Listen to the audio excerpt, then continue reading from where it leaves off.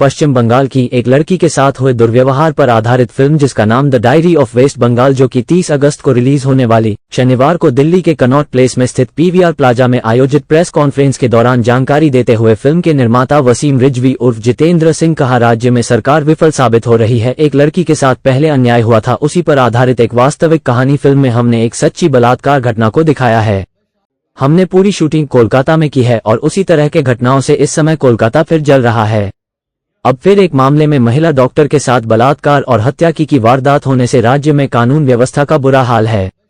Film के निर्माता वसीम रिजवी उर्फ जितेंद्र सिंह साथ अभिनेत्री आशमिन मेहता और अभिनेता यजुर मारवाह भी मौजूद थे। पहले से ही विवादों में घिरी यह फिल्म अपने बोल्ड कंटेंट और सामाजिक राजनीतिक वास्तविकताओं के बेबाक चित्रण के लिए काफी ध्यान आकर्षित कर रही है।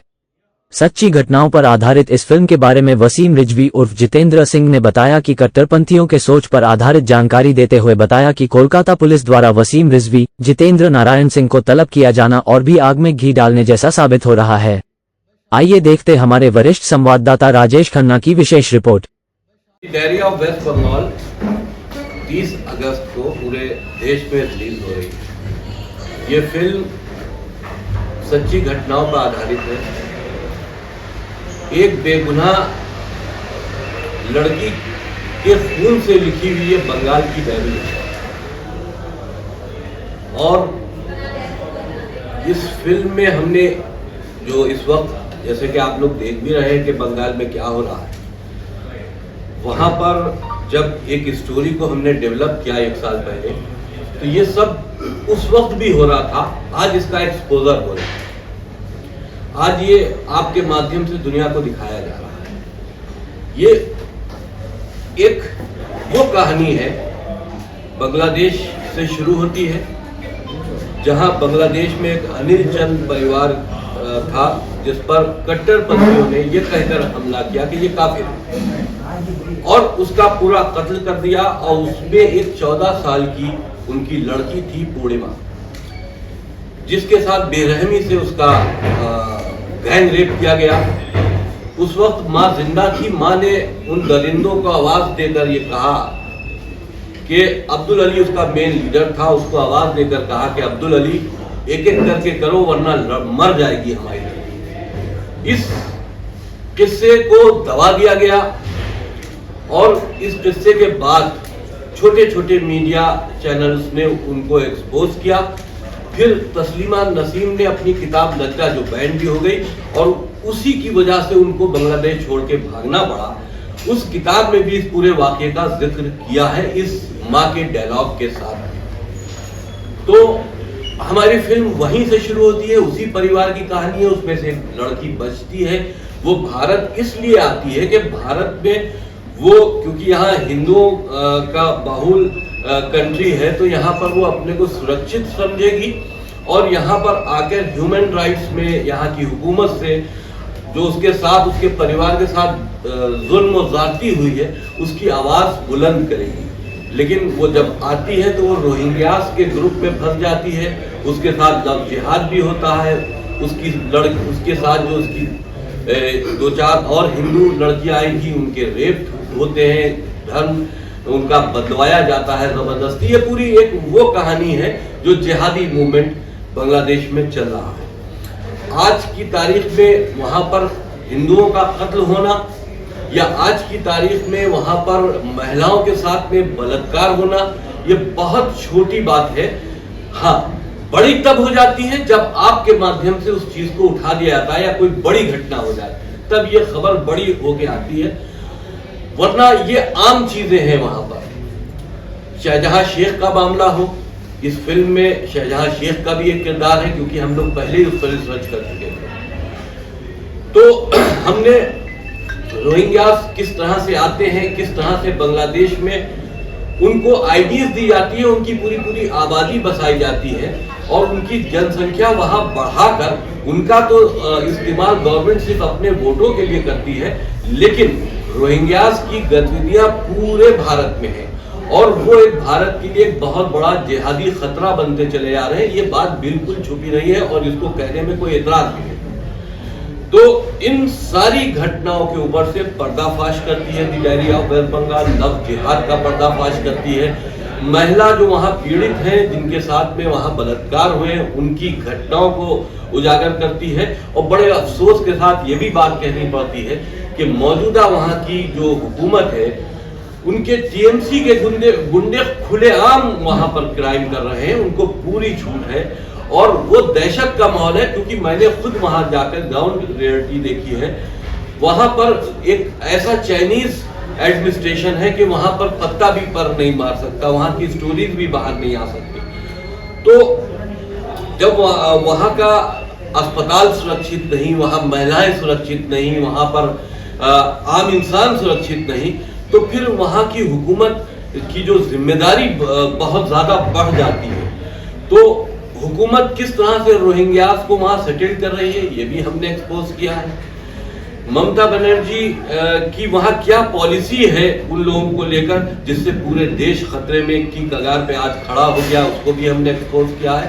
टोटली ये फैक्ट के ऊपर आधारित है और एक दुख भरी कहानी है उस लड़की की जिसके साथ बहुत जुल्म और सितम हुए हैं। ये बंगाल डायरी उसी के खून से लिखी हुई है कहानी। फिल्म में आपका क्या रोल है, किरदार आप साथ थोड़ा बता दीजिए। मैं एक उसमें मौलवी का किरदार अदा कर रहा हूं। मैं फिल्म का प्रोड्यूसर भी हूं और एक मौलवी का किरदार अदा कर रहा हूं जो कि एक शरई हुकूमत वहां चलाने की कोशिश करता है और चलाता भी है। ममता बनर्जी हमें ये लगता है इस फिल्म के जब हमने अनाउंस किया तब भी उन्हीं ने हमारी FIR की थी। आज रिलीज होने जा रही है तब भी उन्हीं ने हमको 18 तारीख को नोटिस देके बुलाया। हम ये समझते हैं इस फिल्म से ममता बनर्जी और टीएमसी के गुंडे दहशत में हैं, इसलिए वो हमको परेशान करने के लिए नोटिस दे रहे हैं कि वो हमको वहां बुलाएं, हमको अरेस्ट करें, जेल भेजें, फिर टीएमसी के गुंडे मेरे साथ मारपीट करें या मेरी हत्या कर दें। यही उनका मकसद है, दहशत बनाना, अपने खिलाफ उठती हुई आवाजों को कमजोर करना या जो जबान उनके खिलाफ खुलती है उसको काट देना। सर, जो इन्होंने कहा जिस फैमिली के साथ बहुत जुल्म होता है, जो बांग्लादेश की फैमिली है, तो उनमें से एक लड़की भाग जाती है। मेरे जो पिताजी थे वो हिंदू ब्राह्मण थे जो बांग्लादेश में थे और जो वहाँ पे स्थिति हुई हिंदुओं को इनजस्टिस मिल रहा है, जो अभी की स्थिति है, उसमें से एक लड़की भाग के सोचती है, उनके जो भी और भी महिलाएं उनके साथ वो सोचती है कि वो ग्रुप के साथ वो ईस्ट इंडिया आ जाए, वरना जो east side of the India है विच इज ईस्ट बंगाल। तो वो जब वहाँ आती है सोचती है कि एटलीस्ट यहाँ पे हिंदू जो है वो सुरक्षित रहेंगे। पर जब उसे पता चलता है कि हिंदू यहाँ पे सुरक्षित नहीं है, वो काफ़ी शॉक हो जाती है कि एक हिंदू कंट्री में जहाँ पे हिंदू की हुकूमत होनी चाहिए वहाँ पे ऐसा माहौल क्यों है। तो वो ये human right council, government of India, पूरी दुनिया को बताना चाहती है कि इवन वेस्ट बंगाल में हिंदू सुरक्षित नहीं है। तो उसकी जो जर्नी है, जो इनजस्टिस होता है, उसके साथ जो ऑपरेशन होता है और भी उसके साथ बहुत सारी चीज़ें होती, तो उसकी पूरी जर्नी है कि वो कैसे अपने हक के लिए, कैसे उसके साथ जो इनजस्टिस होता है उसके लिए कैसे लड़ती है। तो पूरी वो जो कहानी है वो एक सुहासिनी भट्टाचार्य की है जो मैंने निभाया है। ये मेरी पहली डेब्यू फिल्म है। मैं पहले काफ़ी सॉन्ग वेब सीरीज़ कर चुका हूँ और भी मैं प्रोजेक्ट्स कर रहा हूँ जो काफ़ी थोड़े ग्लैमरस टाइप हैं।